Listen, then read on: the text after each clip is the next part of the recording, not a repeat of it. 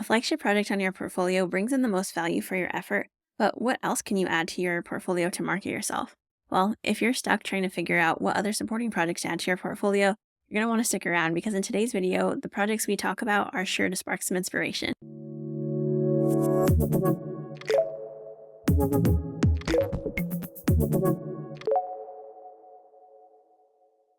Hello, I'm Sabrina.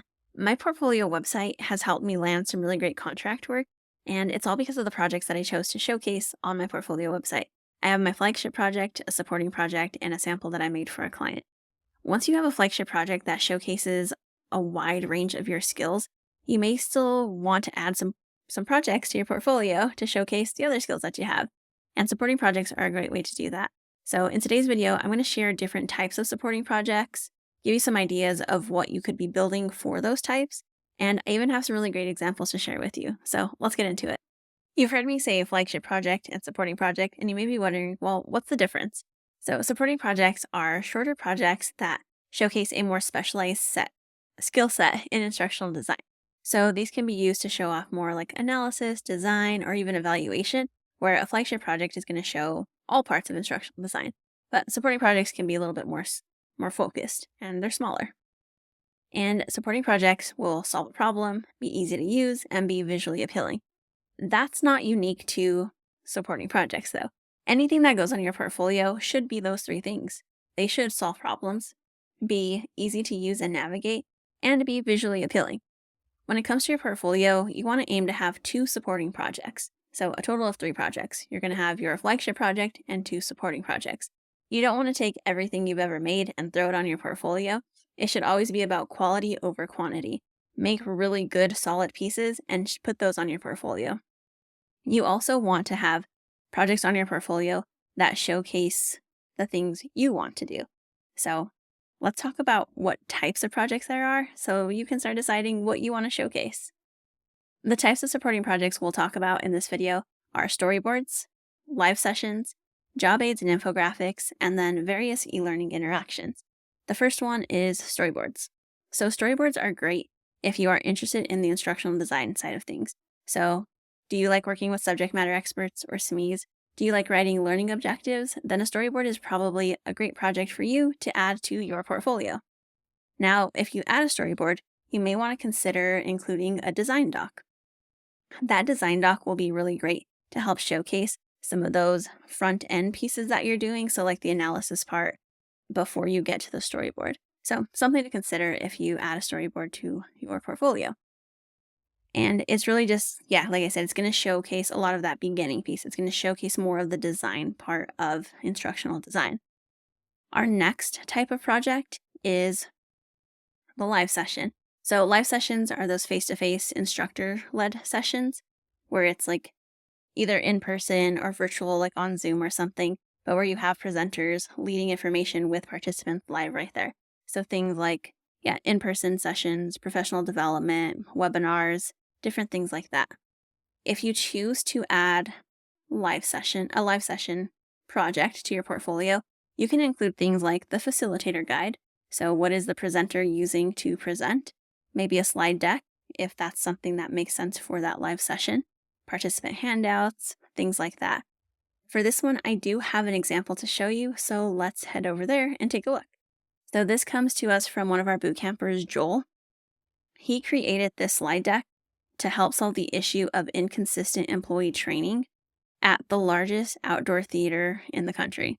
So this in-person training that he created the slide deck for is a way to condense a very large handbook into these concise and visually appealing slides for this presentation. And you can see he uses a lot of like layouts throughout there, like common layouts. Nothing is changing, so people in the presentation know where to be looking for this particular information. The next supporting project we're going to talk about are job aids. And job aids are probably a project you might already be familiar with. So job aids are these quick, easily accessible guides that can be used on the job. So you can think about what would be helpful for someone to reference if they're doing like a specific task on the job or just something that they can refer to for like their day-to-day tasks. That's what a job aid should be about. A job aid should also address a real need. You don't just want to make a job aid because it looks nice and add it to your portfolio. Just like I said before, any project that goes on the portfolio should be solving a problem, and that's what a job aid should do too. So you don't want to add a job aid just because it looks nice.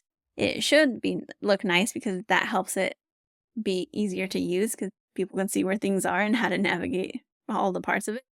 But it should still solve a problem and have like a real purpose. Yeah, so make sure any job aid or infographic that you make is this easily accessible guide and that it has a real need. If you're not subscribed to the channel, you'll definitely want to be, especially if you're interested in job aids, because next week Kristen's going to have a video on how to create really effective job aids. So keep an eye out for that video. Our next type of supporting project is animated videos. So sometimes e-learning development just calls for animated videos, and you can use things like Vyond, Powtoon, or Animaker for a time-friendly approach. So these platforms are a little bit easier to use and kind of save you from animating every little piece of things. They just have these like nice built-in features that make the animations go a little bit quicker. If you're looking for a more custom approach, you could try something like PowerPoint or Adobe After Effects. Those are going to be much more time intensive because you're doing all of the little articulate pieces, but you're going to get a more custom look. And animated videos can really be lots of different things. They could be an explainer video. They could be a trailer to showcase an e-learning course, or you can even add it to Storyline to add some interactivity. And I do have an example of a video to show you, so let's check it out. This animated video was developed by Catherine, who's one of our current boot campers, and the goal of this Vyond video is to explain EMDR, a complex therapeutic process used in treating trauma, and this video aims to demystify the process by explaining how it works and what it looks like for a client to go through it under the care of a licensed therapist. So you can see lots of the visuals she's using. We get some key features of like what are the main things that she wants to highlight in this. We get to see some examples of it throughout the animation. So a really great job of an animated video as an explainer video. Next up are the different types of e-learning interactions. So there's a few different types that we are going to talk about, and I have lots of examples to show you. E-learning projects are a great way to show your visual design and e-learning development skills. So the supporting project on my portfolio website is an e-learning project, and it was exactly for these things. My project is on visual design, and so I wanted to show off my visual design skills. And then I also wanted to show some of the advanced e-learning development things I could do. So an e-learning interaction made the most sense for me. The different types that we have are like simple interactions. So the one I made is pretty simple. It is just a tabbed interaction, but you can have things like branching scenarios, software simulations, XAPI projects, and traditional courses. So the first one on the list is simple interactions. And like I said, mine was a simple interaction. It's just a tab interaction. So that's one option. Or even things like click and reveal. Just small things like that where you're presenting some information. And I do have an example of a really fun tab interaction. Let's take a look at that. So this comes to us from Ryan, and it is on Lego minifigure trademark features. And Ryan created this project to help brand analysts identify trademark infringement because a wrong decision will either cost a lot of legal expenses or lost revenue to counterfeit products. So what I really love about this is instead of just having the minifigure there and seeing these other images, he does this fun like zoom in where you can really like focus in on the different pieces. And then we do still get like nice close-up images to see what's going on. The other type of e-learning project that I mentioned was a branching scenario. And these are really great and a great way to definitely show off some of those development skills. But be forewarned that they do take a lot of work because there are going to be multiple pathways, multiple endings. It's kind of like a choose your own adventure sort of thing where you go down all these different paths. They can be really great and really showcase such great skills on your part, but they do take a lot of work. So if you're up for the challenge, definitely go for it. The next one that we have mentioned here in this list is a software simulation. So software simulations give learners a way to kind of get into the software, and experiment with some guidance and do this like in kind of a safe environment. And I have an example to show you for that one too. So let's take a look. So this comes to us from Amira, who is also one of our current boot campers working in the middle of her deliverables. Her flagship project is actually coming along so well, so I'm excited for her to be showcasing that. But yeah, she created this course. There is a lot more to this course, but I really love the software simulation she did. So we're learning how to create a ticket from the workstation. And here we can see Amira created this project because clients were not using the proper procedures to request technical assistance, and they did not understand the procedure and priority for like how the requests will be handled. This software simulation allows clients to practice requests in this risk-free environment, like I was saying. So as you can see, it looks like we're in the software. She has some guidance here for us so that we can kind of figure out what we're doing next, and she really does a great job of pointing things out. And yeah, these screenshots are great. Makes us really feel like we are in the project. The next type of e-learning interaction is the XAPI project. So XAPI uses JavaScript, or you can even use the built-in storyline features, but it's going to help you track responses from a storyline course. So my supporting project was a tab interaction, but I also included a XAPI to show off some of my more advanced development skills, and it allowed me to track what people are clicking within the interaction. And then I even have it set up so that people can leave feedback, like type in a response and I get that feedback to see how they enjoyed the experience. The last type of project that we're going to talk about is still an e-learning interaction, and that's the traditional course. So traditional courses are really more information focused, and they're great if you're really strong with writing learning objectives. You can showcase that. And it's another really great way to not just to show that you can write learning objectives, but that you can also write assessment questions that are closely linked and related to those learning objectives. And so for traditional courses, I actually have 3 fantastic examples for you. I have 2 RISE courses and 1 storyline course. So let's take a look at the first RISE course. This comes to us from Gretchen, who I am working with currently in the boot camp. And her flagship project turned out great. Her portfolio is coming along. But yeah, so this is her course that she created in RISE. And she created this because people are largely unfamiliar with the color of sound concept and the part that it plays in their wellness. So she wanted to create a micro-learning experience with some interactivity to introduce learners to the concept, to fill this knowledge gap, but also to promote like a greater exploration on this topic. So she didn't just want people to learn about it here, but wanted to really pique their interest and encourage them to continue exploring it on their own. So she has like a built-in storyline challenge here as well with the drag and drop, but we get to see all these different things. We have good information, and then we get samples of each of them. So she does a really great job of really segmenting the information.